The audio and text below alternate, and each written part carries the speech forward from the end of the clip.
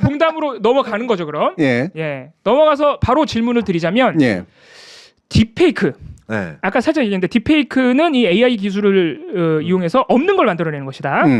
그래서 페이크는 페이크인데 너무 깊어서 진짜인 것 같아. 이런 것까지는 얘기했는데 제가 더 여쭤보고 싶은 건 딥페이크가 너무 위험하다는 판단이 전 세계적으로 일어나서 지금 미국에서도 그렇죠. 났죠. 네. 그래서 한국 선거법에 아마 작년인가 대선 때인 걸로 기억하는데 예. 지난 대선 때 선거법에 조항이 추가가 됐어요. 그 대선 90일 전까지는 후보의 그 얼굴을 넣어서 만들면 안 된다는 조항이 새로 생길 정도로. 그래서 저는 궁금했던 게 물론 딥페이크가 위험한 걸 알고 있습니다. 이거 범죄 악용이 되기도 하고. 네. 딥페이크에 대한 이 정치적 위기감이 특히 네. 저널리즘 차원에서 위기감이 정말 전 세계적으로 어디까지 와 있느냐. 왜냐면 우리 언론에서 이렇게 막 딥페이크를 가지고 진지하게 고민하는 기사를 또 본 적은 없는 것 같거든요. 이번에 갑자기 영상 때문에 보도가 나온 거예요. 딥페이크 네, 대통령 영상 때문에 뭐 제재를 한다고. 네. 그 부분이 이제 궁금했던 것이죠. 저 의견을 좀 말해도 됩니까? 네. 저는 한국 언론을 비롯한 한국 주류 사회의 온대 여러분들께서 아직 이 딥페이크가 뭔지 개념을 전혀 모르겠어요. 이거 아까 교수님이 얘기했던 거다. 딥한 게 뭔지 몰라요. 네, 네. 그래서 우리 딥페이크도 뭔지 모르고 네. 그러니까 뭘 AI를 써서 뭘 하는 건지도 명확하게 모르니까 예. 거기에 대한 염려를 할 수가 없는 게 아닐까. 그래서 아까 우리 저기 시청자분들이 딥팍으로 그냥 끝내자고. 그냥 딥팍 치면은 그냥 딥박이요? 네, 딥박이면 딥페이크라고. 내가 딥하게 빡치면 그것이 네. 그러니까 이게 말입니다. 저는 이 딥페이크에 굉장히 관심이 많아요. 왜냐하면 제가 영상을 만드는 사람이잖아요. 그러니까 제 작업에 좀 도움을 받을 수 있을까. 그러니까 이 딥페이크랑 상관없이 그냥 AI를 활용하는 거에 관심이 되게 많아요. 생성형 영상 제작 AI가 있습니다. 예. 네. 근데 요새 난리죠 그게. 근데 거기다가 데이터를 수집하는 게 일단 수집시키는 게 쉬운 일이 아니고 그럼요. 거기다가 적절한 질문을 넣는 게 진짜 어려운 일이에요. 몇 번 해봤는데 도저히 원하는 결과가 안 나와요. 그래서 그거 하면서 괜히 쓸데없이 시간만 잡아먹었거든요. 네. 차라리 내가 하는 게 낫겠다 아직까지. 예. 근데 이거를 저도 영상을 안 만져봤으면 직접 해보지 않았을걸요? 네. 그럼 개념으로만 알고 있었을 거예요. 그렇지. 예. 그럼 우려를 할 수가 없다고. 근데 우리 온대 여러분들께서는 개념조차도 제대로 모르실 거야 아마. 그렇죠. 이번에 대통령실 그리고 경찰 쪽에서 하는 대응 뭐 방심위까지는 가지 않아도 또 언론이 처음에 제대로 알아보지 않고 딥페이크로 보도했을 때 보면 그냥 과거의 합성 정도로 생각하는 거 아닐까? 그러니까 합성이랑 네. 짜깁기가 맞는 말이죠. 네. 짜깁기. 네. 이거 발음이 너무 어려운데. 짜깁기. 짜집기라고 하면 안 되나 그냥? 깊깁니다. 짜집기가 좀 더 짝짝 달라붙지 않습니까? 어쨌든 짜깁기랑 딥페이크도 구분을 못 하시는 수준인 거야 지금. 네. 무슨 우려를 해? 그러니까요. 모르는데. 네. 소담봉담은 여기까지 하겠습니다. 근데 그거는 대답해 주세요. 저널리즘 차원에서 학자들이 정말 걱정하고 있느냐. 재밌다. 왜 내 질문도 안 받아주고. 나 오랜만에 진지하게 들고 왔는데 소담봉담에. 정말 봉우리, 학자들이 걱정하느냐 안 하느냐. 봉우리 지금 뒷박친 상태인가요? 이거 나를 위한 딥페이크구나 이거 지금. 그렇지. 그렇다면 딥페이크입니다. 넘어갑시다. 좋습니다. 그러니까 이 딥페이크라는 말이 네. 물론 이제 페이크 뉴스하고 연관이 돼서 네. 가짜 뉴스 중에 심각한 수준의 가짜 뉴스를 만들어내는 심각한 수준의 조작 기술 네. 뭐 정도로 이해가 돼요. 네. 보통의 경우는. 네. 근데 이게 혼동이 좀 생기는 거야. 네. 딥페이크의 관점에서 보면 이를테면은 굉장히 실제로 있지 않은 영상을 마치 있는 영상인 것처럼 만들어져서 혼란을 유도할 수 있는 다양한 가능성들은 어디나 있잖아요. 어디나 있... AI가 만든 영상들은 다 그럴 가능성이 높죠. 음. 그건 기본적으로 페이크고 딥, 굉장히 깊은 조작 기술이 들어갔기 때문에 네. 생기는 현상이잖아요. 근데 딥페이크 자체가 위험할까? 또는 딥페이크 자체가 나쁜 걸까? 만약에 그렇게 따지면 네. 자체는 위험한 게 아니죠. 그렇죠. 기술 네. 자체는 원래 또 가치 중립적이니까. 네. 기술 자체는 반드시 가치 중립적이진 않지만 네. 가치 중립적으로 쓰일 수도 있지. 그렇죠. 제가 근데 보울이 지금 태도 변화가 너무 빠른 거 아닙니까? 아니 그런 거야. 가치중립적이니까 교수님이 그건 아니니까 그렇습니다. 뭐, 제가 언제 그랬어요? 그랬잖아. 우리 당이 그렇게 한 것 같아요. 굉장히 한동훈 비대위원장식이에요 지금. 예. 전 잘 잘 모르겠고. 예. 네, 거의 우디르급 태세 전환이라고 할 수 있죠. 기가 막히네요. 360도 그냥 돌아버리네. 네. 네. 예. 그러니까 딥페이크라는 말이 물론 페이크 뉴스, 그 딥페이크에다가 이제 뉴스나 이런 것들을 이제 결합해가지고 뭔가 굉장히 심각한 수준의 혼란을 막 일으키는 악의적인 정보라고 얘기를 하게 쓰이기도 하지만 네. 지금 우리나라 딥페이크라는 말은 굉장히 혼동스럽게 쓰이는 것 같아요. 그렇죠. 예. 그냥 오 이게 진짜 아니라는 거야? 딥페이크. 속을 뻔했네. 뭐 이런. 내가 깊게 속으면 딥페이크야. 딥페이크. 와, 큰일 났네. 어우. 야, 이 난리 났는데 이거. 예. 근데 사실은 그 딥페이크도 잘 알고 보면 뭐 CG로 만들어 놓은 배경 화면을 보고 예. 이게 진짜 사진이 아니라고? 예. 딥페이크. 예. 아니야, 그냥 CG야. 예. 잘 모르시는 거지. 그러니까 네. 아니 솔직히 말하면 우리가 지금 보고 있던 영화들 중에서 네. 후작업 들어가서 컴퓨터 CG 들어간 거. 네, 그거 다 딥페이크라고 그래.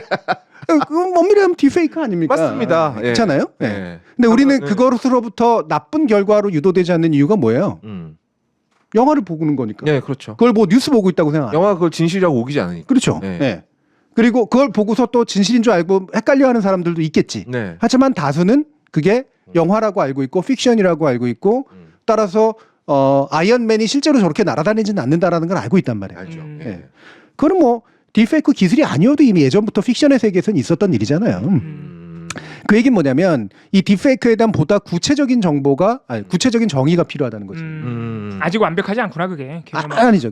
그냥 처음에 그냥 대충 쓰이던 말인데 이거를 만약에 규제를 한 거나 규제라는 건 법이 개입돼야 되는 거라서요. 이건 공적 행동이기 때문에 되게 세밀하게 정의가 일어나야 됩니다. 안 그러면은 되게 자의적으로 처벌할 수 있거든요. 근데 지금 자의적인 처벌이 이루어지고 있잖아요. 그쵸. 그게 문제인 거죠. 그게 문제. 심지어 이건 딥페이크도 아닌데 지금. 그러니까 문제시되는 딥페이크라는 것이 무엇인지 방송통신심의위원회가 개입해야 될 딥페이크가 무엇인지에 대한 정의가 없고요. 방심이 스스로도 지금 예. 규정도 없고 실제로 예. 방심이 안 해. 그러니까 아까도 얘기했던 것처럼 사회 혼란을 이유로 차단한 거 아니에요. 이거는 굉장히 문제가 있는 행동이란 그러니까 말이죠. 적용한 조항이 딥페이크에 대한 개념이 없는 옛날부터 있던 조항이에요. 음. 심지어 옛날부터 있었는데 논란이 많은 조항. 네, 그걸 적용해서 삭제했으니까. 그러니까 이거 그냥 명색만 딥페이크지. 만약에 딥페이크라는 용어가 없었다면 다른 거 갖다 붙였겠죠. 예. 합성 영상, 뭐 불법 합성 영상, 예. 뭐 이게 뭐 초상권 침해 이런 거 갖다 붙였을 텐데 그냥 단어가 섹시하니까 딥페이크 AI가. 예. 그렇죠. 그러니까 예. 지금 그 시청자분들이 또 말씀을 많이 해주시는데 어쨌든 딥페이크는 예전에 이제 CG는 좀 쉽게 말해서 사람이 그리는 거라면 이제 CG는 인력이 AI 그린 거죠. 그래서 컴퓨터가 그려준다. 뭐 요 정도는 우리가 또 차이점으로 볼 수 있죠. 근데 아주 쉽게 말하면. 그것도 이제 경계가 희미해지는 게 요즘 영화에 쓰인 장면들 중에 AI가 그린 CG도 되게 많거든요. 그렇죠. 그러면은 그럼요. 그러면은 똑같은 기술 가지고도 예. 정말 속이는 목적으로 썼을 때 우리가 딥페이크로 그렇게 해야 보는 건가? 되겠죠. 뭐 이렇게 그러니까 생각해요. 기술이 개입했거나 인간의 손을 거치지 않은 뭔가가 들어갔다라고 해가지고 문제시 되는 건 사실은 크리에이션 과정, 이 뭔가를 만들어내는 과정에 있는 게 아니라 유포 과정에 있어요. 이게 규제의 핵심이에요. 이를테면은 우리 여러 가지 왜 그 댓글 조작 사건이라든가 이런 거 봤을 때 네네. 그 사람이 일일이 하나하나 달고 있으면 문제 안 됩니다. 네. 아, 이게 뭐가 돌아가면 그렇지. 프로그램이 돌아가면 프로그램이 돌아가면 문제예요. 왜냐하면 그게 유포력의 차이를 만드니까. 내용은 다 문제시 될 수 있는 내용이지만 네. 거기에 공공기관이 개입했으면 공공기관의 운영에 관련된 네. 그렇죠? 공직자가 하지 말아야 일을 했기 때문에 문제인 거고요. 네. 또 한 가지는 뭐냐면은 네. 이거를 기계 기술을 집어넣으면 네. 실제로 서버에 무리도 가고 네. 너무나 빠르게 많이 배포가 되니까 이거는 사람의 손을 거쳤을 때는 굉장히 현격한 차이를 만들어내. 그러니까 규제되는 거예요. 만드는 단계에 있는 게 아닙니다. 네. 네, 기술이 들어갔다 아니다는 만드는 단계에 있는 게 아니라 유포 단계에 있어요. 네. 일단 현재까지 확립된 법적 원칙은. 어, 그럼 만드는 단계에서는 뭘 문제를 삼아야 될까? 그러네요. 그럼 이게 만드는 단계에서 아예 제작 목적이 다른 사람의 권익을 심각하게 침해하는 제작 목적이 있었다. 네. 명예를 실추시키거나 네. 이 사람이 한 얘기가 아닌데 가령 혐오 단어 같은 거를 혐오 발언 같은 거를 합성으로 만들어서 붙인다거나 네. 이런 식으로 하면 이제 제작 단계부터 문제가 되겠죠. 그렇죠. 그게 바로 목적. 목적. 이게 굉장히 중요합니다. 그 법은 언제나 이 목적성, 의도성을 굉장히 중시하거든요. 그래서 페이크 뉴스라는 말은 되게 허술한 말이기 때문에 그래서 허위 조작 정보라는 말을 쓰잖아요. 네. 허위, 일단은 사실이 아니어야 돼. 사실이 아닌 것을 요것으로만 끝나면 안 돼. 허위 정보라고 해가지고 무조건 처벌받거나 문제되는 게 아니에요. 그렇다면은 픽션은 다 문제가 돼야지. 그리고 뭐 우리가 그렇지 소설은 전부 다. 예. 근데 조작 정보인데 이 조작이 이제 여기서 문제가 되잖아요. 이게 없는 걸 만들어냈다라는 게 이제 바로 이 매니플레이션 조작인데 여기에는 악의적이라는 게 비에 깔려 있어요. 나쁜 의도를 품고 예. 없는 것을 억지로 만들어냈다. 요거거든. 예. 이게 허위 조작 정보, 그러니까 문제시되는 가짜 뉴스의 핵심적인 기준이에요. 그러면 그 악의성이라는 게 뭐냐? 사회 혼란을 야기하기 위해서 누군가한테 명예훼손을 하기 위해서 혐오적인 어떤 내용을 알리기 위해서 그렇죠? 예. 이런 것들이 명백히 들어가 있으면 이건 명백한 악이거든요. 예. 그래서 이 명백한 악의가 들어가서 허위를 만들어냈으면 그거는 처벌의 대상이 되거나 아니면 규제의 대상이 될 수가 있는 거죠. 그래서 제가 알기로 최근에 뭐 그 영상 쪽 딥페이크를 포함해서 AI 기술의 가장 그 기술 그러니까 생산 단계에서 만들어지는 단계에서 그 업계에서도 가장 논란인 게 과연 이거를 생성해내는 컴퓨터 쉽게 말해서 컴퓨터 AI는 편향이 없느냐 만들어내는 단계에서 사람이 악의를 품는 것처럼 과연 이 AI한테는 편향이 없느냐 이거 그 최근에 뭐 언어도 막 배우고 AI가 딥러닝 한다 그러는데 그 어차피 다 사람이 애초에 있는 정보들을 얘가 그 빅데이터를 그 수집해가지고 하는 건데 그 빅데이터에는 편향이 없느냐 이런 것들 가지고 업계에서도 굉장히 논쟁이 활발하다 그러더라고요. 그리고 저 딥페이크 관련 영상을 제가 여러 개 찾아봤어요. 근데 약간 지금까지는 아직 호들갑도 좀 있습니다. 뭐 실제와 전혀 구분할 수 없다. 뭐 말도 안 되는 소리야. 다 구분되던데. 그러니까 이게 실제랑 똑같아진다고 해서 우리가 두려워할 게 아니라 그 실제와 똑같아지는 기술이 어떤 목적으로 그렇지. 제작돼서 어떤 목적으로 활용되고 어떤 목적으로 유포되는가에 우리가 더 집중을 해야 되는데 예. 지금 마치 기술의 발전 자체가 마치 인간을 위협하는 것처럼 느껴지거든요. 네. 그리고 최근에 저희가 지금 다루고 있는 윤석열 대통령 연설 영상, 짜깁기 영상 같은 경우에도 정부와 방심위의 태도를 보면은 딥페이크니까 문제인 것처럼 대하고 있다. 그러니까요. 예. 그게 문제라는 거예요. 사실은 딥페이크건 뭐건 이게 AI가 만든 영상이건 뭐건 짜깁기건 뭐건 이것에 만들어질 때 의도와 유포 과정에서의 사회적 혼란. 그렇죠. 유포가 기계적으로 이루어져서 과잉하게 그 업무 방해할 정도로 뭐 사람을 속여 로딩이 걸렸다거나 예. 또는 그 서버에 문제를 야기했다거나 뭐 이런 비즈니스의 문제를 야기했다거나 사실 지난번에 그 드루킹 사건도 사실은 업무 방해 네. 핵심은 그렇죠. 네. 예, 이게 법리가 없으니까 그걸 억지로 갖다 붙인 거라고 사실. 그러니까 이번에도 법리가 없으니까 사회 혼란 저항으로. 네. 그리고 아까 이제 쌈미아님인가 예. 그 목적은 어떻게 하면 이제 그 구분할 수 있습니까? 이게 법률 용어로는 심중이라는 표현이 있어요. 심중. 예, 우리가 악이라 그러니까 자꾸 응애응애하기 얘기하시는데 네. 악의, 네. 예, maliciousness라고 이제 얘기합니다. 영어에서는. 네. 그러니까 되게 나쁜 의도를 품고 이게 목적이죠. 그 나쁜 결과하고 연결이 돼야 돼. 예. 법에서는 목적과 결과가 되게 중요합니다. 예, 살인이라는 결과가 있었는데 살인할 의도가 있었느냐. 이 두 가지가 있어야 first murder, 1급 살인이 first degree murder가 적용이 됩니다. 1급 살인이라고 하는 게. 그래야지 사형도 나오고 모두 나오고 이제 이런 거죠.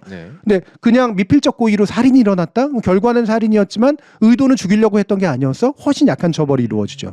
예. 그래서 의도와 결과가 연결이 돼야지 굉장히 중요해요.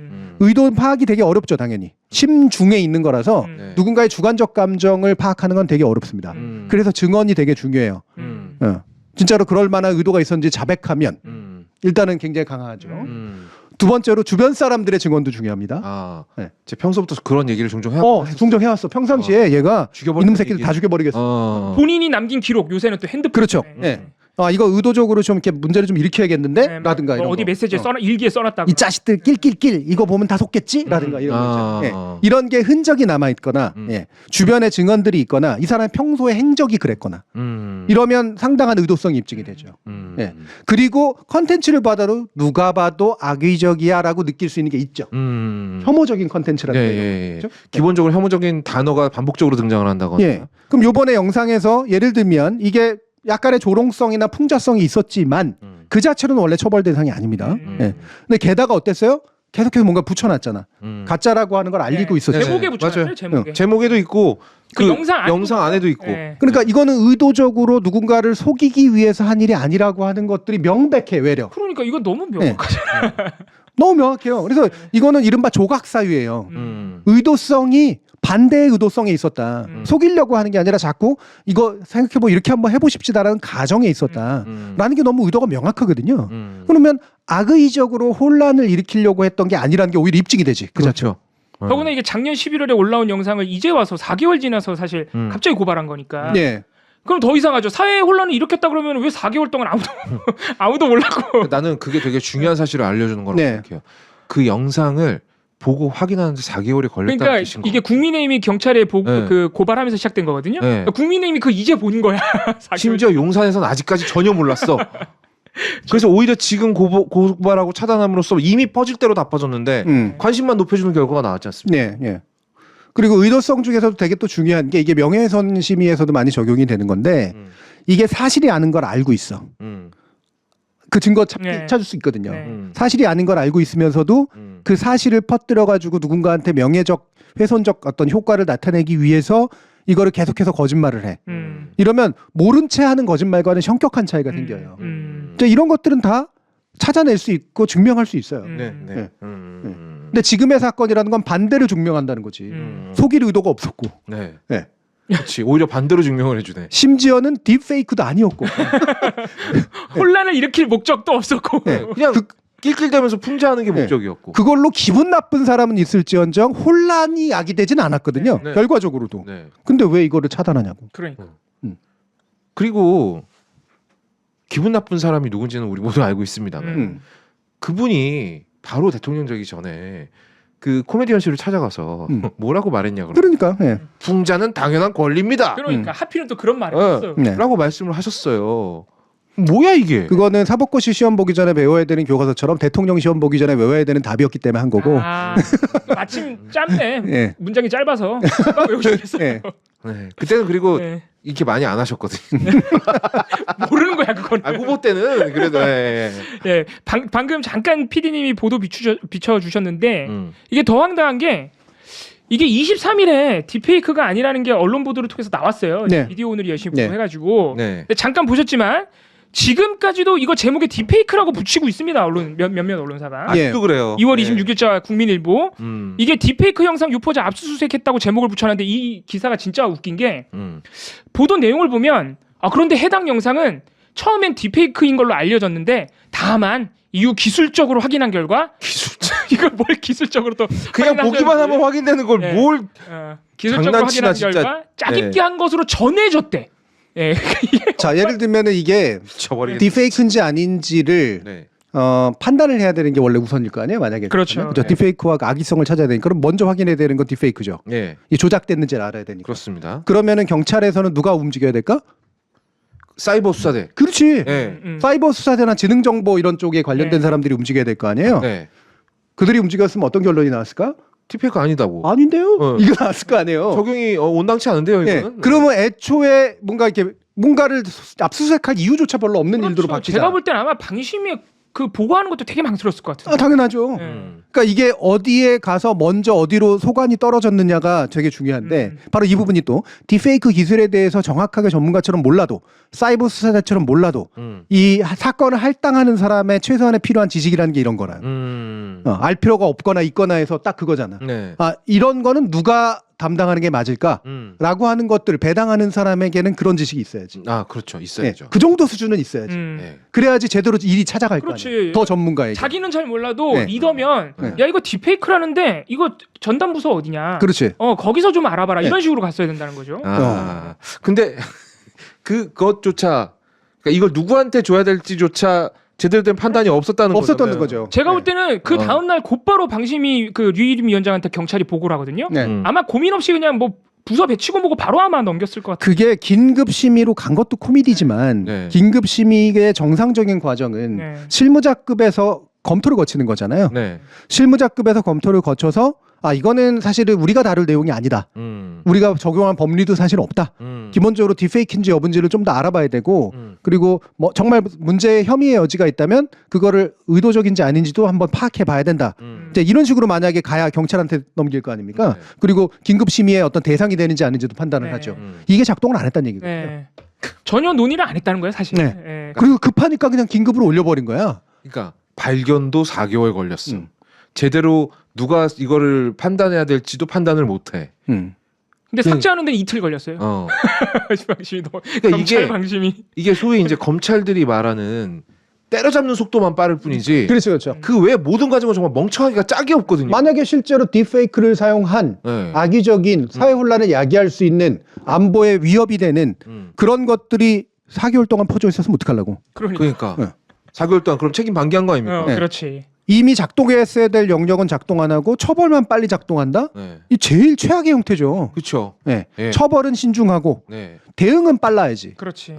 정확하게 반대로 하고 있는. 네, 정확히 반대로 하고 있는 거고. 대응은 세상 느리고. 아까 어떤 분이 달아주셨지만 이게 책임 회피하고 싶어서 그냥 넘긴 거 아니겠습니까? 그랬을 가능성이 높아요. 그랬을 수... 지금 방심위는 직원 대다수가 현 위원장 체제를 거부하고 있거든요. 예, 그리고 아마 이런 거 했었으면 말을 안 들었을 가능성이 높아요. 위에서 빨리 올려 괜찮아. 이래도 원래대로라면은 밑에 실무자급이 막아야지 막거든. 못한다고 했어야죠. 예. 근데 그게 안 작동한다는 얘기는 그걸 할 사람들이 업무에 배치가 안 됐을 가능성이 높아요. 방심위 내부에도 일할 사람이 없는 거구나 지금. 네. 지금 뭐 방심이 개판이잖아요. 그러니까 오히려 속도가 너무 빠르구나. 이게 그렇지. 말이 안 되는 거거든요. 어떻게요? 이거 어떻게 올려요? 네, 빨리 올려. 네. 올립시다. 이렇게 되는 거야. 긴급 심의 결정을 하루 만에 하는 게 어디 있어요? 네. 어쩐지 너무 그러니까 이게 의사결정 과정도 지금 제대로 작동을 안 한다는 얘기고. 그러니까 이런 거잖아. 구청에서 뭔가 뭐 서류 같은 거 떼는데 갑자기 가자마자 서류가 나오면 뭔가 이상한 거잖아. 그래서 제가 아까 보도 살짝 보여드렸지만 아직까지 딥페이크라고 제목을 붙이는 기사가 있는가 하면 딥페이크라고는 안 붙여요 이제. 그런데 허위 조작 영상이라고 씁니다. 네. 저희가 지금 교수님께서 길게 말씀해 주셨지만 예. 허위 조작 영상도 틀린 말이라는 거죠. 그렇지. 그렇죠. 예. 짜깁기. 만든 사람의 만들 당시에 생산할 당시에 의도나 그 유포 과정에서를 봐도 전혀 이것을 혼란을 일으키거나 속일 마음이 없었다. 심지어 그걸 써놨다. 그럼 허위 조작도 아닌 거죠 사실. 네. 그런데도 지금 대다수 언론보도 허위 조작이라고 쓰고 있고요. 그리고 뭐 이제 맨 아래 조선일보 기사 보면은 자꾸 어떤 언론에서 풍자라 괜찮다 그러는데 아니야 이런 식의 취지의 기사들도. 예. 아니 예, 풍자가 괜찮다고 한 건 윤석열 대통령이라니까. 네 그런 식의 기사도 답답하네 진짜. 예. 네. 이게 우리 언론의 지금 풍자에 대한 인식이죠 어떻게 보면. 예. 다 그렇다는 건 아니지만. 제가 거임님한테 질문. 네. 영화에서 네. 풍자를 사용하는 영화를 보통 뭐라고 부르죠? 풍자를 사용하는 영화요? 예. 풍자 블랙 기법을. 블랙 코미디라고 부르죠. 블랙 코미디 장르도 있고, 네. 그러니까 풍자형 코미디, 그렇죠? 풍자극도 있고요. 예, 풍자극도 있고. 네. 세타이어라는 표현은 혹시 들어봤어요? 세타이어요? 예. 세타이어? 이번에 타이어를 갈기는 나랑 했어요. 똑같은 애가. 예, 지금 패러디라고 얘기하시는 분도 있고요. 패러디. 예. 아. 이제 패러디라고 하는 영역도 있고 세타이어라는 영역도 있어요. 영어에서는. 네네. 이게 이제 흔히 풍자라고 되는 거고 패러디는 그냥 이게 풍자와는 약간 다르게 어디선가 여기저기 가지고 와서 비튼 거. 그러니까 패러디는 이걸 가져와서 되게 허접하게 흉내를 내거나 맞아, 네, 흉내내는 일부러. 거죠, 기본은. 아니면 원작의 의도랑 정반대를 꽈서 해버리면 예, 패러디가 그렇죠. 되는 거고 예. 원작의 의도를 그대로 가져와서 하게 되면 그건 오마주인 거고. 오마주, 그렇죠. 예. 예, 그게 오마주거든요. 예. 그러니까 뭔가를 가져와서 실제와는 다르게 사용하는 기법들이 몇 개지가 있는데 네. 그 중에 하나가 대표적인 게 패러디 영화, 패러디 기법이고 오마주 기법이 있어요. 네. 근데 오마주는 원래 영어로 호미지, 영어로는 호미지고 프랑스 말로 오마주인데 오마주는 찬사거든, 찬사.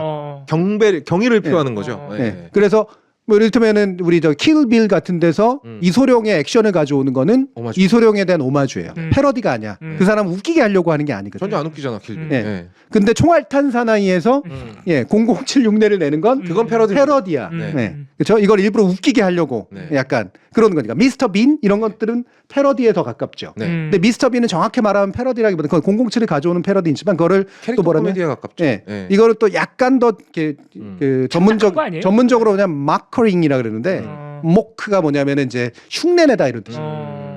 흉내내는데 우스꽝스럽게 흉내낸다. 그래서 핸드폰 모형 만들어 놓은 걸 목업이라 그러죠. 그렇지, 모컵이라 그러죠. 네. 예. 그러니까 모커링 또는 패러디, 오마주, 그다음에 세타이어 굉장히 다양한 장르들이 있습니다.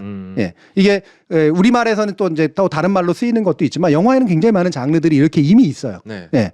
그런데 패러디도 풍자도 목적으로 하는 패러디도 있고 네. 패러디를 안 한 채 풍자하는 경우도 있잖아요. 그럼요. 예. 예. 그러니까 반드시 섞이는 게 아니에요. 맞습니다. 예.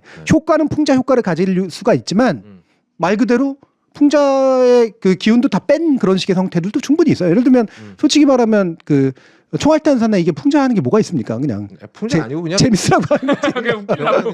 B급 키치 코미디라고 봐야죠. 네, 웃기려고, 그렇죠. 예. 근데 이제 웃기려고 할 때 이런 장르도 있습니다. 그러니까 기존에 만들어져 있는 영화사에서 유명한 캐릭터를 가져와서 그 캐릭터가 절대로 하지 않을 일을 시켜요. 네. 하는 007을 불러다가 게이로 만들어 버린다든지 이런 절대로 그 캐릭터가 어울리지 않는 일을 시켜서 이거는 패러디도 아니고 풍자도 아니고 그런 그냥 식으로 캐릭터만 하는구나. 뽑아다가 써먹는 거예요. 네. 네.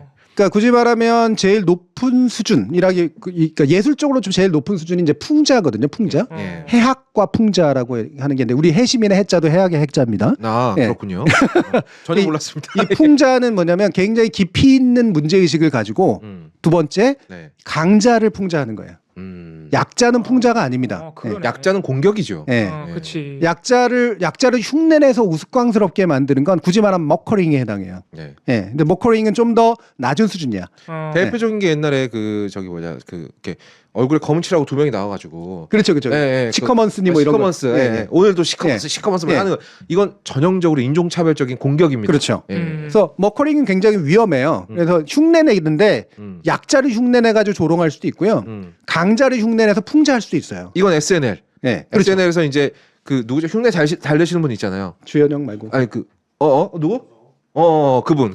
예, 예, 예. 그분이 이제 박근혜 대통령. 그렇죠. 이 아버지 누구시나 하는데 갑자기 박근혜 대통령이 싹 나오는데 이러면 이거는 이제 네. 강자에 대한 풍자입니다. 네. 예. 그래서 이게 이제 다 이렇게 실제가 아니고 실제를 오인하게 만들거나 혼동하게 만드는 그런 예술적 기법들이란 말이에요. 근데 그 중에 어떤 거는 적당한 B급 정도로 패러디를 하는 경우도 있고 네. 높은 수준에서 풍자를 하는 경우도 있고 약간 위험하게 아슬아슬하게 그냥 흉내를 내고 조롱하는 경우도 있어요. 네. 예, 이런 것들이 다 예술의 영역입니다. 제가 지금 얘기한 요런 장르들 있잖아. 이걸 왜 굳이 제가 막 질질질질 계속 길게 얘기했느냐? 네. 가짜 뉴스에 대한 정책적 대응을 요구했던 2018년 이후에 유럽 연합이나 이런 데서의 허위 조작 정보에 대한 정의에 정확하게 나와 있어요. 이런 거 규제하지 말라고. 와 이렇게까지 해놨어요. 예. 보커링, 예. 풍자, 패러디. 예, 이런 거 규제하지 말라고. 이런 거 규제하면 네. 표현의 자유가 억압되니까 이런 건 절대 규제하지 말라고. 규제를 해야 되는 핵심인 따로 있다. 네. 그게 이른바 헤이스피치 같은 거, 네네네. 예, 혐오 발언 같은 거고 네. 또 한 가지는 의도를 가지고 이를테면은 사회적 혼란을 야기하기 위한 굉장히 급속하게 전달되는 그런 보건 정보라든가 이런 거. 그러니까 감염병에 그렇죠. 대한 예. 왜곡된 정보. 코로나 때. 예. 예. 이게 디스인포메이션이라 부르는 이른바 허위 조작 정보에 대해서 전 세계적으로 전문가들부터 해서 정책 전문가까지 통용되는 기본이에요. 이미 그러면 판단도 끝났고 그럼요. 그 예. 판단에 대한 대책도 나와 있는 상태군요. 예. 심지어는 유럽은 이걸 채택하려고 노력을 하는데 미국은 이걸 거부하려고 그래요. 왜냐하면 이것조차 허가되어야 된다. 그렇죠. 이게 또 표현의 자유에 해당하는 건데 네. 이거를 왜 굳이 미국은 또 네. 표현의 자유에 엄청 민감하죠. 엄청 하죠. 왜냐하면 걔네는 사실은 네. 우파가 네. 차별적 발언하고 싶거든요. 맞아요. 혐오발언 가끔 나오거든. 우리 쪽에서. 못 참아. 예. 그러니까 이것까지 하면 안 돼. 내 안 표현의 돼요. 자유를 없애는 거야. 우리나라 차별금지법 도입하는 거 교회에 계신 분들이 반대하는 이유 중에 하나도 그런 거 아니에요. 맞아요. 동성애자 미워해야 되는데 해야 되는데. 예, 미워하면 안 되면 뭐 이런 식의 얘기가 나오는 거예요. 예. 그래서 이것조차도 그래서 다 막으면 안 된다라고 얘기하는 게 미국 같은 입장이고요. 유럽은 이런 것들에 대해서는 일부는 허용하고 일부는 금지해야 된다라는 그런 입장이에요. 예. 근데 그거를 아예 몰랐겠죠. 예. 알고 무시. 하지 말라는 걸 하고 있는 거라고. 그러니까. 방송통신심의위원회가 이거 조사 안 했겠습니까? 다 돼 있죠. 이거 다 연구과제 다 만들어져 있고요. 아이고 매. 여러 가지 정책적인 대안들 다 나와 있고요. 방심에 있는 사람이면 대부분 알아. 심지어 김만배의 인터뷰 그 보도 인용 보도 때문에 가짜뉴스 심의센터 신속심의센터 만들었다가 얼마한테 접었잖아요. 네. 그거 만들 때 이미 방심위 내부에 해외 사례를 검토해 보니까 이런 걸로는 규제 못한답니다. 당연하죠. 보고서가 있었어요. 근데 다 무시하고 만들었죠. 심지어 규제하려고 해도 아직은 법령이 없으니까 못하는 거예요. 그렇죠. 네. 네. 그런 상태였다. 촌스러워. 와 그런데 확실히 참 유럽 쪽이 그런 거는 되게 빠르구나 논의가. 아 그럼요. 이게 먼저 일어났으니까 네. 거기에 대한 논의도 빠를 수밖에 당하기도 먼저 없는. 당했고. 아무리 네. 이게 아프리카에서 먼저 나왔을 리 없잖아. 네. 아프리카 그렇죠. 무시하는 거 아닙니다. 사회 네. 복잡성이라는 게 또 그 먼저 다 그 겪어보는 나라가 있으니까. 그렇죠. 우리나라가 기술적으로는 굉장히 빠르고 문화적 연동도 되게 빨라서 사실은 먼저 정책 대안이 나와야 되는데 아직까지도 약간 그 주류 사회가 이제 뭔가 먼저 움직여줘야 규제적으로는 따라서 움직여야 되는 상황인 것처럼 돼 있어서 네. 조사는 다 돼 있고 준비는 다 돼 있는데 네. 입법으로 잘 안 된 거예요. 입법으로 안 됐기 때문에 나쁜 것도 처벌 못 하고 좋은 것도 보호를 못 합니다. 이게 문제인 거예요, 이게. 그렇지. 네. 이게 진짜 이거 무법천지가 됐어. 이거 완전 킬링필드요. 그냥 마음에 안 들면 다 그냥 쏴재 끼는 거 아닙니까? 미아산 미아님이 위원장이 모르는 거 하니까 전 모른다고 봐요. 알면은 창피해서 이런지 못하죠. 그렇지. 예. 방송통신위원장이 심의위원장이 정책 전문가는 사실은 아니라서 위원장이라고 하는 건 뭔가 이렇게 전반적인 거를 해야 되니까. 하지만 공부는 해야지. 알 필요 없는 게 아니거든 이건. 네. 알아야 되는 거라고. 아 이건 본업에 관련된 거예요. 이거는. 예. 그리고 이거는 위원들 선에서 이미 다 어느 정도는 알고 있어야 되고 적어도 예, 직원들은 알고 있다는 겁니다. 네, 그래서 봉담은 이 풍자와 뭐 허위 조작 정보, 뭐 딥페이크 이런 개념과 관련 보도 살펴봤는데 여기까지 할까요? 아니면은 네, 여기까지 총선 보도가 과거 총선 보도가 있긴 한데 이게 주도 안 하고 넘어가지고 예, 그거를 한 짧게 한 예. 그러면은 7분 이내로 합시다. 쭉 넘어가 볼게요. 가능할까요? 이게 왜냐면 똑같아가지고 보실 것도 주요 내용만 싹싹 보시면 됩니다. 그래서 최근 양당에 대한 공천 보도 하이라이트만 보시겠습니다. 이 연합뉴스인데요. 민주당은 심리적 분당 사태에 들어갔다. 나 이거 봤어. 이런 묘사 굉장히 많이 나오고 있습니다. 심리적 분당 이런 게 이제 주된 보도 양상이고요. 여당에 대해서는 친윤들이 최근에 속속 공천되고 있는데 압도적인 경쟁력과 정권 교체 공헌도를 두루 평가된 것이다. 완전히 온도가 다르죠. 그렇죠. 한쪽은 똑같이 친 누군가의 그 인물에 따라서 계파 갈등에 따라서 한쪽은 심리적 분당이라고 해버리고 한쪽은 공헌을 평가받았다 이렇게 보도가 나오고 있고요. 그리고 또 이거 이제 박민식 전 장관이 갑자기 하차했다가 영등포에서 지금 또 양지로 갔죠. 부산에 이제 더 재배치해 준다 그러는데 그 잠깐 사이를 못 참고 이것 봐라 윤심 후광 없다. 근데 이 다음 날인가 곧바로 부산 재배치 얘기가 나왔습니다. 네 맞아요. 이것도 이제 여당에 대해서는 이렇게 온도차가 있다. 여당의 공천에 대해서는. 그래서 과거에는 어땠는지 한번 넘어가 보면은 이 2016년 총선입니다. 이때 어떤 일이 있었는지 두 가지만 말씀드리면 김무성 당시 대표가 날랐죠. 옥새 들고 날랐고요. 나르샤 해버렸죠. 그리고 그런 일이 왜 벌어졌느냐? 박근혜 전 대통령이 그때 당시에 유승민 의원을 배신자라고 해가지고 그래서 이때 찐윤을 막 감별하느냐 마느냐 막 이런 얘기 가지고 그때 당시 새누리당 공천이 좀 시끄러웠던 그런 상황이었는데 이때 당시 채널A의 총선 관련 보도 유승민 의원 관련해서 이런 얘기를 했습니다. 이게 메인 뉴스에 나온 얘기예요. 대통령이 미운 사람 하나 안방에서 밀어내지 못해서 온갖 꼼수를 다 쓰는 이 통에 집권당이 당당하지 못하다. 지금 수도권에서 하루에 1000표씩 떨어지는 소리가 들린다. 이게 무슨 말이냐면 유승민 의원을 대통령이 찍어낸 게 그렇게 큰 잘못이야?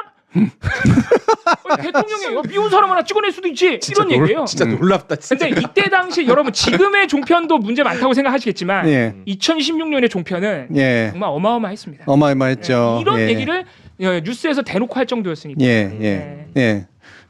뒤에 또 있는 건가 뒤에 아닌가? 또 있는데 비슷비슷해요. 비슷비슷. 한번 쭉 얘기해 주세요. 이거 옥새 파동 관련해서도 옥새 폭동? 야 이거 재밌다. 옥새 폭동. 옥새 폭동. 옥새들이 폭동을 일으킨 건가요? 폭동. 이거 심지어 나중에 지나고 보니까 파동도 못 된다는 얘기가 있더라고요. 왜냐면 그 당대표가 그 도장 들고 날아봐야 아무 의미가 없다 그러더라고요. 그래도 옥새 폭동은 재밌네요. 이거에 대해서도 TV조선의 메인 뉴스에 이렇게 평론하러 나온 홍성걸 교수가 이런 일을 벌이면 최대 피해자가 대통령이 된다.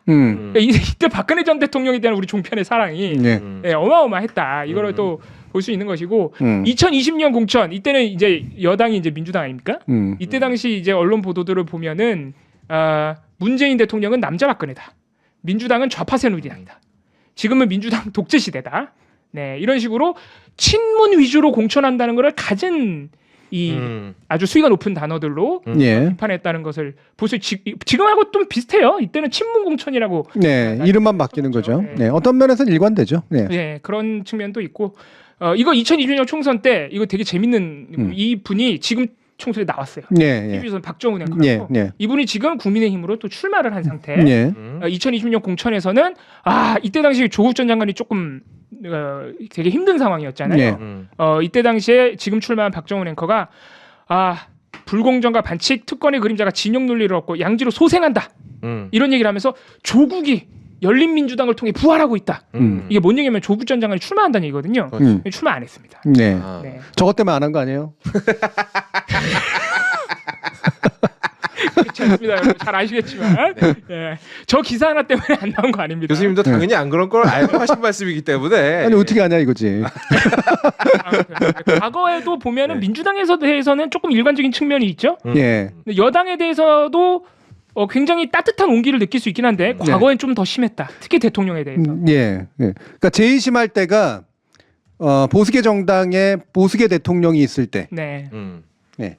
요때가 거의 뭐 예. 네, 아까 보셨지만 예. 그렇게 줄 서가지고 그냥 네. 쭉쭉쭉쭉. 아, 대통령이 유승민 하나 못 쳐내냐 이런 예. 얘기를 할 정도였으니까. 야 어떻게 이런 말을 대놓고 할 수가 있지? 나 너무 놀랍거든요. 아니 근데 예전에 더 했던 건 알아요. 아는데 그래도 이게요. 이렇게 메이저 언론에서 나오는 거랑은 좀 이렇게 다른 문제 아닙니까? 예. 근데 이거를 이거 사설이에요? 아니, 채널 A에 메인 뉴스에 평론을 한 거예요. 그러니까 이게 이게 사설과 유사한 거죠. 사설의 성격을 갖고 그쵸. 있는 거잖아요. 네. 비평가가 나와서 얘기를 한 거니까. 와 그럼 대통령이 마음에 안 드는 사람은 뭐 아니 심지어 유승민 의원은 국민의힘에서 경력이 짧은 사람도 아니고 터치대감인데 이 사람 하나 찍어내는 게 이렇게 어려워서 해야 되겠습니까? 이게 말이야? 너무 놀랍네 진짜. 그러니까 너무 명확하게 그 줄을 잡고 있거나 네. 이렇게 선을 타고 있는 게 보이잖아요. 네. 예. 그런데 남들은 선 탄다고 뭐라고 그러고 예를 들어 최근에 보면 민주당은 친명파 유튜버들이 말한 대로 공천됐다 뭐 이런 식으로. 아 요새 네. 또 그런 기사 나옵니다 슬슬. 네. 유튜브를 때리고 싶은 거지. 네. 자기들은 자기들 뜻대로 공천 안 하면 되게 싫어하면서. 맞아. 심지어 시스템을 그렇게 만들어놨잖아. 예. 네. 예, 이런 게 나는 해도 되지만 너는 하지 마라는 흔히 말하는 내로남불 프레임 네. 가장 적합한 게 그들이거든요. 예. 네. 내로남불 프레임 자체도 문제는 많지만 네. 그래도 문제로 삼을 것과 안 삼을 것들의 차이들도 있는데 자기들은 너무나 심하게 그런 일들을 해놓고 자기는 걱정하는 거고 자기는 호통치는 거고 자기는 훈계해도 되고 네. 남들은 하지 말고 내가 하는 훈계는 착한 훈계고 그게 민주당이 하는 훈계는 내로남불이고. 그러니까 최근에 지금 어제 오늘 나오는 보도 중에 가장 재밌었던 게 그 보수 언론과 국민의힘이 한동훈 위원장도 똑같은 얘기를 하는데 계속 운동권 청산을 엄청 시대 과제에 했잖아요. 근데 27일에 임종석 전 실장이 지금 사실상 컷오프가 된 상태란 말이에요. 그러니까 27일부터 어떤 기사가 나오냐면 이거 한동훈 위원장도 똑같은 얘기를 하는데 그게 사실은 이재명 전 대표가 운동권이라서 청산한 게 아니라 미래의 자기 경쟁자가 될까봐 그래서 쳐낸 거야. 제가 볼 때 이쯤 되면은 이거 진짜 아무 얘기나 막 하는 거다. 자기네를 정당화하려고. 진짜 과대망상. 그러니까요. 네. 이건 상상력의 영역이야 이거는. 이런 식으로 하면 사실은 그 어떤 논쟁도 붙일 수가 없어요. 그렇게 모든 게 다 지네 말이 맞다고 다 아무 말이나 갖다 붙이는데. 근데 진짜 이렇게 비논리로 싸우자고 덤빌 때는 어떻게 해야 됩니까? 논리적인 사람. 네? 그러니까 상대방이 비논리로 싸우자고 덤벼들면 예. 저도 실생활에서도 많이 겪는 일이거든요. 논리가 없어 말해. 예. 근데 공격성은 죄송합니다. 가득이야. 이러면은 똑같이 돼서 싸울 수는 없잖아요, 우리가. 그냥 사작 남충동처럼 하는 게 맞아요. 우리도 비논리로. 그러니까 비논리라기보다는 모커링이잖아요. 사작 남충동의 기본 모커링이죠. 그래서 제가 딱 정확히 모커링에 해당하거든요. 네. 흉내 내면서 조롱하는 거잖아요. 네. 저는 조롱이라는 방식을 싫어하지만 그들은 강자에 해당하는 거기 때문에 충분히 풍자적 효과가 있어요. 그 부분에. 제가 특별히 하고 싶진 않지만 잘해줬으면 좋겠어. 그럼 잠깐만 갑작스러운 질문이 떠오르는데. 예. 그렇다면 사장 남천동은 지금 풍자 역할을 잘 수행하고 있나요? 하고 있죠. 예. 하고 있다고 봅니다. 예. 수준 높진 않아요.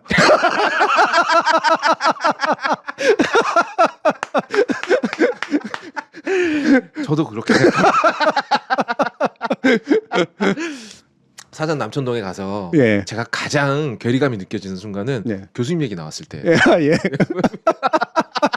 남청동에서 교수님 얘기 가끔 나와요. 가끔 나오는데 가끔 댓글로 그런 게 올라. 야, 겁이 해시태그 할 때랑은 완전히 다른 사람인데.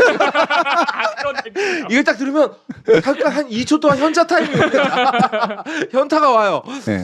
이게 맞나? 하지만 뭐 거기선 거기에 역할이 있는 거니까. 그러니까 저는 이런 게 되게 중요하다고 보는데 이런 게 다양성이거든요. 다양성.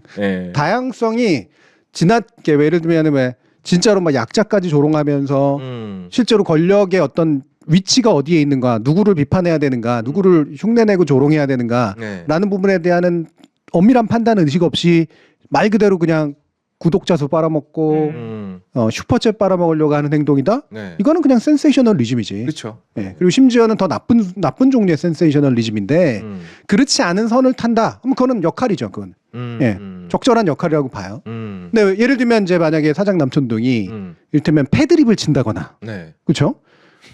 또는 같은 대통령이나 어떤 권력자에 대한 어떤 비판이나 조롱이라고 하더라도 네. 이를테면은 굳이 건드리지 말아야 될 영역을 가지고 만약에 한다거나, 네. 예, 그러면 조심해야죠 그 부분은. 네. 예, 그 비판 받아야 되고.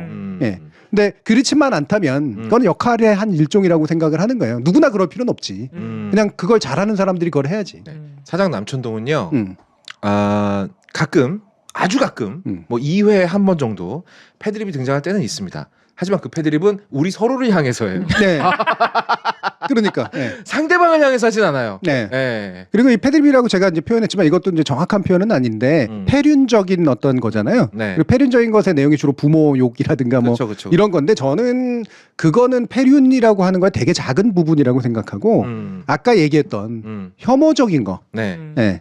약자에 대한 편견이라든가 이런 것들을 활용하는 것이 실질적으로 폐륜적인 거죠. 네, 사회적으로 폐륜적인 거니까. 그런 건 하지 않습니다. 네. 네. 단언컨대 그런 건 없습니다. 그래서 권력을 사실 욕하고 풍자하고 싶을 때도 예를 들어서 하필이면은 그 약자에 대한 혐오 표현을 잘못 쓰는 경우도 있거든요. 네. 너무 권력을 욕하고 싶으니까 그런 것들도 우리가 또 조심해야 되는 네. 측면이죠. 그렇죠. 물론 이제 패드립의 중요한 영역은 이제 고인에 관련된 영역인데 그렇죠. 네. 이 부분은 우리나라적인 정서가 좀 있어요. 네, 외국은 굳이 말하면 사자에 대해서 굳이 거기에 대해서도 그렇게까지 다 안 따지는 편인데 네. 우리는 돌아가신 분 또는 죽은 사람에 대해서는 좀 조심하는 경향이 좀 있어요. 특히나 죽음이 그렇게 오래되지 않았을 때는 네, 맞아요. 예, 좀 조심하는 경향이 있고 이거는 사회적인 분위기니까 그거는 좀 더 폐륜적이다라고 하는 거에 해당하죠. 네. 예, 그런데 그것도 종류가 있고 질이 있어요. 음. 이승만에 대해서는 좀 더 해도 돼. 해도 되죠. 죽은 사람이라서 안 해야 되는 게 아니야. 해도 예. 되죠. 더 해야 돼. 이 박정희에 대해서도 할 필요가 있어요. 아, 뭐. 예, 왜?